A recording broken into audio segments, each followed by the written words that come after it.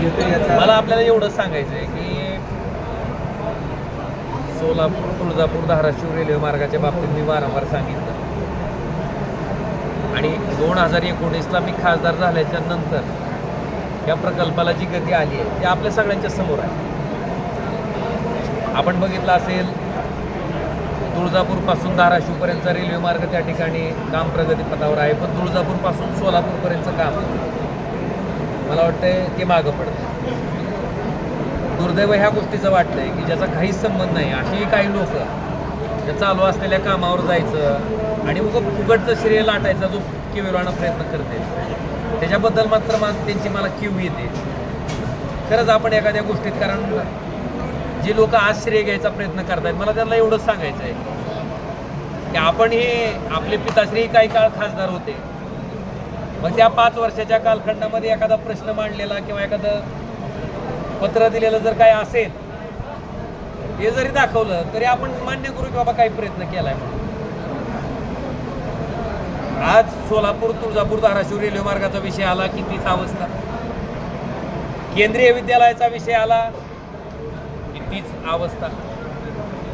माझं इतकंच म्हणणं आहे की जे काम आपण केलं असेल, कारण केंद्रीय विद्यालयाच्या बाबतीत सातत्यानं जरी विरोधी पक्षात होतो तरी मी तारांकित प्रश्नाच्या माध्यमातून हा विषय मी कायमस्वरूपी त्या ठिकाणी लोकसभेच्या कामकाजात आणला. आमचा जिल्हा मागासलेला जिल्हा आहे आणि ह्या जिल्ह्यामध्ये केंद्रीय विद्यालय होणं ही काळाची गरज आहे. हा विषय लोकसभेमध्ये आपण बघितला असेल 2022ला सुद्धा तारांकित प्रश्नाच्या माध्यमातून मी मांडला होता. त्याच्यानंतर 2024च्या नंतर सुद्धा जिल्हाधिकारी महोदयाबरोबर बैठक घेऊन ह्या केंद्रीय विद्यालयासाठी जागेचं कुठलं लँड पार्सल किंवा जागा आपल्याला उपलब्ध करून देता येईल ह्याच्या संदर्भातही चर्चा केली होती. 27 तारखेला सोमवारी परत तारांकित प्रश्नाच्या माध्यमातून मी ह्या प्रश्नाला वाचा फोडली होती आणि म्हणून केंद्राचं शिष्टमंडळ त्या जागेची पाहणी करण्यासाठी धाराशिवला आलं होतं.